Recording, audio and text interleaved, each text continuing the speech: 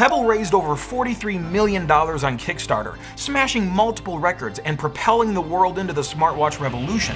But then, they vanished. So what, or who, killed them? Sponsored by Vessi.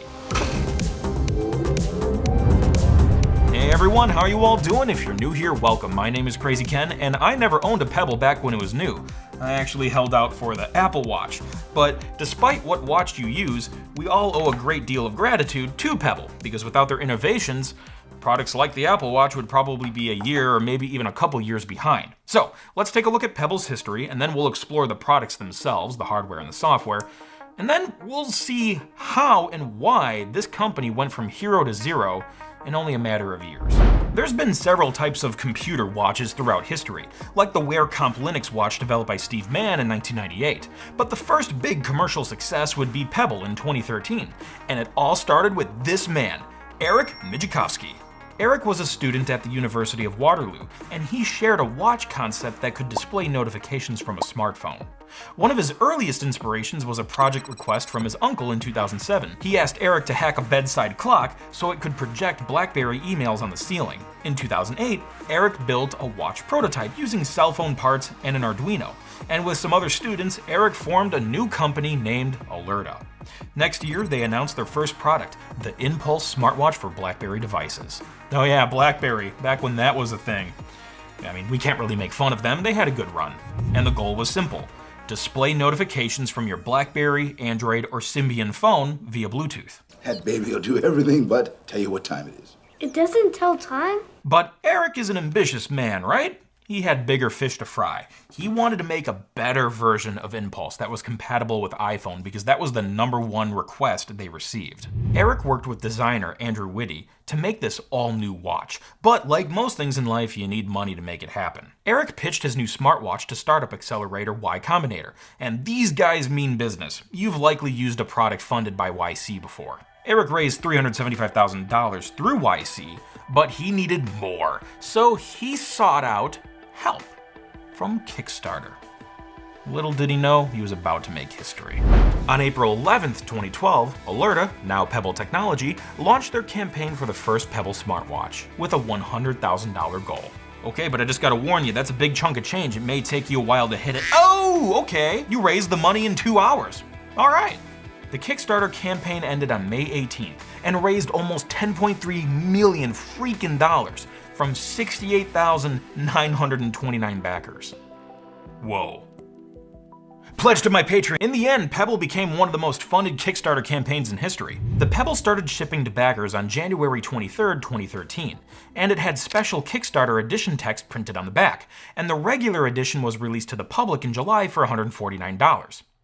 January, July, that's a big time gap, so some things probably happened. Mass manufacturing and distribution is very challenging, especially for a beginning startup. And it looks like some Kickstarter backers were getting impatient. And it turns out, despite the backer shipping starting in January, some backers did not get their watch until July. I'd be upset too. Heck, I backed Animusic 3 when it launched on Kickstarter in 2012, and I still haven't received it. So, here we are at the first generation Pebble, and it's got some juicy hardware and software features. Heck, you guys must really love the Pebble. I received a lot of replies from people on Twitter saying how much they liked their products, and some of them still use their watches today. Heck, my friend Brad was a loyal user since day one, and he hiked with Pebble on the Appalachian Trail. He's a Garmin user today, but he loved the Pebble back when it was a thriving product. And I tapped into his brain a little bit to learn more about these things, because again, I'm a total novice with these. I never owned one before. So, let's take a look at the hardware and the software and see what's up. The Pebble featured a scratch and shatter resistant anti-glare plastic enclosure with swappable rubber watch bands. It came in 3 colors, Arctic White, Jet Black, and Cherry Red. The 4th color, orange, was voted by backers. Pebble is water resistant with a 5 atmosphere rating, allowing for 50 meters of depth, so you can swim, dive, or shower without taking it off. And no, before you ask, I'm not gonna shower with it on camera. Not again, but I'll gladly swim with it. You know, okay, I thought it over. If y'all behave, I'll shower with it and test it out at the end of the episode. If you're good. Do we have a deal? Now, originally, the first Pebble actually wasn't supposed to be water resistant. Eric and the team added in that feature later because, they have $10 million sitting here. They thought they would do something with it. And they listened to their community. There were a lot of suggestions on the campaign saying, please make it water resistant. So they listened. The display was 1.26 inches big, and it used an ultra-low power e-paper LCD, manufactured by Sharp. It featured 144 by 168 resolution and 1-bit black and white graphics. The display used a transflective layer, so your environment's light illuminated the display, which helped save power. But when necessary, there was a built-in backlight too. And this helped achieve Pebble's legendary 7-day battery life.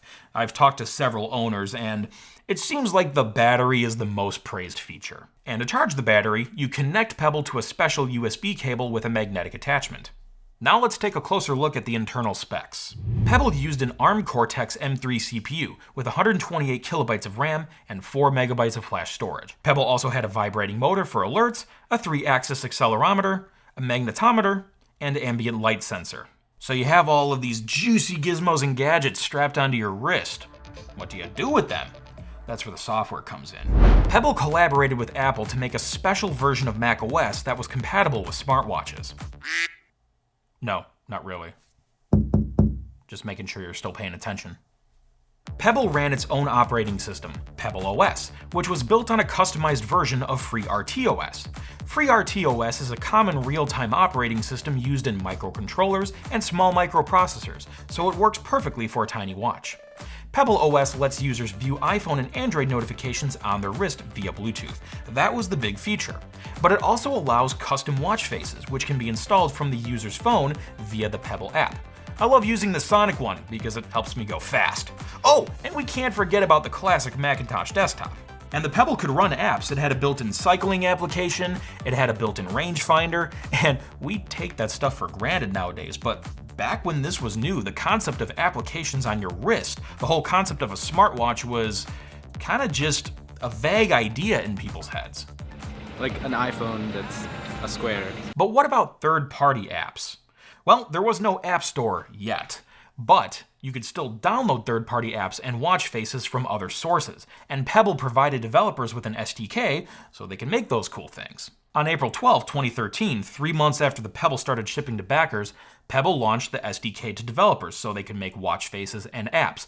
But there were some limitations. For example, third-party apps could not communicate with your phone. But on a May 16th update, Pebble SDK was renamed PebbleKit, and support for two-way communication between Pebbles and phones was now supported with the App Message Framework. While developers were working on all the cool watch faces and third-party apps, the Pebble team was working on a brand new 2.0 SDK. On February 3rd, 2014, Pebble launched this new SDK with APIs for Bluetooth messaging, background workers, accelerometer access, compass access, and JavaScript. And then one day later, boom! App Store. Pebble launched a dedicated app store inside the Pebble app, with over 1,000 applications and faces available on day one. Multiple partners like ESPN, Uber, Yelp, eBay, and GoPro joined forces with Pebble to get their apps on users' wrists. Okay, this is looking good. You have the SDK, you have the community, you have the partners, you have the centralized app store. Bam! Now we're cooking. And if that wasn't enough, Pebble launched a new Pebble Steel. So if you wanted the Pebble experience with a more premium look and feel, this was for you. It was available in black matte and brushed stainless steel for $249, and it featured a Corning Gorilla Glass screen. By the end of 2014, Pebble sold nearly 1 million units, and according to May 2014 data, they garnered 35% of the market share. But now it's at 0%, rounding down a little bit. But how could that happen? How could that possibly happen? Well, hold on there, Eager McBeaver. I appreciate your curiosity, but there's a couple important topics we need to cover first. When you have a banger on your hands, or wrist, what's the next natural step you want to take? You make a sequel, right? Boom! Say hello to Pebble Time, the next Pebble Smartwatch, and it has a color display. Fueled by the original Pebble's positive reactions, Eric returned to where it all started. Kickstarter. On February 24th, 2015, Pebble announced a new campaign with a $500,000 goal, which it reached in 17 minutes. Holy dollar bucks, Batman! These guys are redefining what it means to run a Kickstarter campaign. They're turning it into a community and marketing super tool, not just a crowdfunding platform. Pebble Time's campaign ended on March 27th, smashing Kickstarter records. It raised nearly $20.4 million from 78,471 backers, winning the title of most funded Kickstarter project for 7 years straight, until Brandon Sanderson passed it in 2022. Wow, I'm constantly blown away by how strong the Pebble community is. I mean, to band together, that many of you, and raise that much money that quickly? Holy French toast. But this is where things start to get a little competitive, because another big company was about to launch their own watch. Apple. Rewinding to September 9th, 2014, Apple unveiled the Apple Watch to the world for the first time, to much excitement. And then they forced a U2 album onto every customer's iTunes library, and that pissed people off. Fine, be mad. I love U2 and Bono's luscious pipes, so I got no problems with that. Apple Watch was scheduled to launch on April 24th, 2015, and I actually ordered one right away. I didn't want them to sell out before I can get my hands on one. Now, this Apple Watch launch date was 1 month after the Pebble Time campaign ended, so the clock was ticking. On May 27th, 1 month after the Apple Watch launch, Pebble Time released to backers, and it sold publicly at US Best Buys and Targets for $199 starting on July 20th, according to Engadget. Pebble Time was slightly thinner and smaller than the original, and the case was curved so it could fit your wrist more ergonomically. The biggest difference you'll notice is the display, now capable of 64 colors, and it featured Corning Gorilla Glass. And Time included a microphone for voice dictation. PebbleOS also received a big update with the new timeline feature, which lets users view past and future reminders, alarms, calendar events, weather, and more. In a December 15th software update, Pebble Time also featured Pebble Health for built-in activity tracking. So originally Pebble didn't have any fitness tracking built in, but you could use third-party apps like Misfit, that was a big one. But now with Pebble Health, all of that stuff was built into the watch. And boom, 1,211 steps. Oh wait, that's the time. You're such an idiot. Well, you're a biped. And with all those features put together, plus some other ones I didn't take the time to mention, Pebble Time still achieved that legendary 7-day battery life and water resistance. And to charge the battery, instead of attaching magnetically to the side, you now attach magnetically to the back. And if you craved that sexy steel, you can have it. Pebble Time Steel launched on August 6th, 2015 for $249. But we're not finished yet. Meet Pebble Time Round.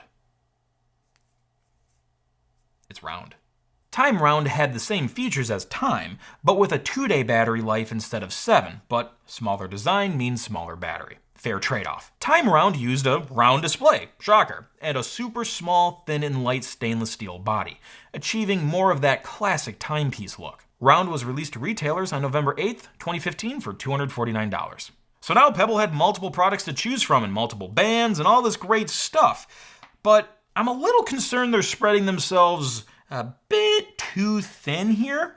They're getting a little bit broad, and I don't know if that's the best thing to do when the competition is heating up. Apple Watch is selling. Android Wear is on the rise. The Moto 360 came out actually before the Apple Watch, and that had a round display. So things might start getting a little challenging. 2016 started rough. The market was getting crowded, and Pebble sales were dipping, and investment cash was tight. Unfortunately, because of all this, Eric cut 25% of Pebble's workforce. But he wasn't giving up yet. It was time for Pebble 2, a souped-up version of the original Pebble, aka Pebble Classic. It now featured a microphone, built-in sleep and activity tracking, and a heart rate monitor. But still a black and white display, which I still don't fully understand because the original Impulse had a color display. There's clearly some trade-off I'm not understanding here, but I digress. And Pebble Time 2, an upgraded Pebble Time with a larger 1.5-inch color display with a 228 by 200 resolution and a heart rate monitor. And then there was this. That's different. Okay, so this is called Pebble Core. All right. Core was designed for runners so you can track activity and stream Spotify music with a 3G cellular network, and it was compatible with a variety of fitness apps. And it was scheduled for a January 2017 launch for $99. Again, Eric turned to Kickstarter, and he set a $1 million goal for all these new products, and he completely smashed that goal. Even in the face of adversity and a crowded market, the community still really cared about Pebble, because this new campaign raised $12.8 million from about 66,000 people. And on September 30th, a month after the campaign ended, Pebble 2 started shipping to backers. So logically, what's next? Time 2 and Core, right? I mean, you announced them, so you're going to ship them, right? Right? Unfortunately, no. Pebble Time 2 and Pebble Core were canceled. They never sold. They never even shipped to backers who already paid money. So, what the heck happened? Sadly, Pebble was winding down. There were reports that Pebble was about to be bought out by Fitbit. Okay, I mean, that could be good, right? Fitbit makes wearables, so this could be a good marriage. According to the information, Fitbit was in the process of acquiring Pebble for $34 to $40 million. At this time, Pebble's debt was around $25 million. This isn't the first time companies wanted to buy Pebble. In the past, Intel and Citizen talked with Pebble about a buyout, but Pebble declined. However, right now, they probably don't have a choice. On December 7, 2016, Pebble published a Kickstarter update announcing they were officially acquired by Fitbit. The update says Fitbit would acquire key Pebble assets, and that Pebble, as a company, would shut down. Pebble ceased all hardware operations, but active Pebble models in the wild would still continue to work. And that was mostly true. We'll get back to that in a sec. The update also says Kickstarter will refund eligible pledges by March 2017. Unfortunately, it appears many backers didn't receive refunds, at least judging from these comments on the update page. There's also backers commenting on the campaign page, saying they still haven't received their refunds. And these comments are from the last several years, way after the refund date in 2017. Yeah, it seems like Pebble really bit off more than they could chew with this Kickstarter. But at least they were able to sell for enough money to get out of debt. So with the company shutting down, what happens with the Pebble hardware? Pebbles still function normally because Fitbit maintained the App Store and other online services, at least until June 30th, 2018. But once again, the day is saved thanks to community-driven tech projects. Say hello to the Rebble Alliance. Rebble maintains web services in the absence of Pebble, and this includes the App Store. Which is good because now I can install this handy focus app so I can concentrate. Dog! All you need is the official Pebble app and a special connection that allows the app to talk to Rebble. Unfortunately, the official app is not in the iOS App Store or in the Google Play Store anymore, so you have to install it a different way, but the Rebble website has detailed guides on how to do everything. I decided to install it on Android because all you have to do is download the APK file and Bob's your uncle. On iOS, you have to sideload it and have fun with that. So yeah, we're just doing it on Android. And fun fact, this is actually my knockoff iPhone 12 that I did an episode about quite a while ago. We're actually using it for something productive today. Hooray! Once I downloaded the APK file and connected it to Rebble, I could add watch faces and apps, no problem. You know, I find it kind of amusing how Fitbit, a company worth $2.1 billion in 2021, was not willing or able to keep these services online for customers. But people on the internet forming a practically free organization were able to do it? Really makes you think. So whatever happened with Eric? I liked the guy. Well, worry not. He went on to co-found Beeper in 2020, which is a chat app that gathers your messages across multiple platforms and puts them in a unified inbox. And Eric is now a partner at a startup accelerator. And guess which one it is? You're right, it's YC. Life is a circle. So now, the big question.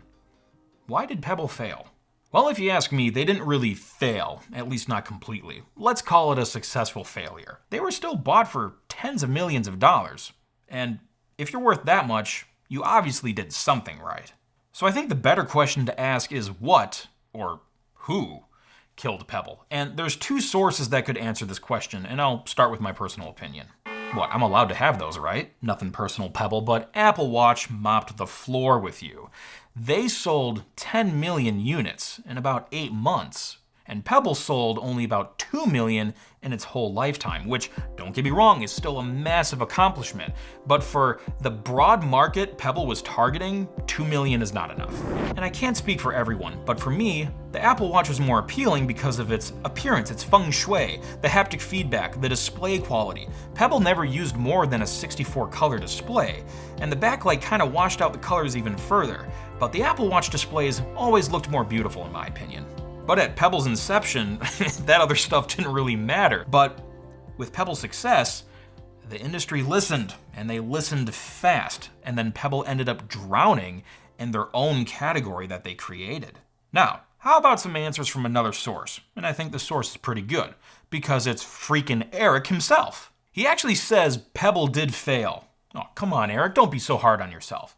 He wrote about the successes and the failures on a Medium.com article, and I read every single word. I'll link the whole thing down below in the description. But here's the rundown. There's 3 big reasons Pebble failed. 1, Pebble Time sales fell short. The company projected $100 million, and they did only 82. Now they were stuck with tons of inventory.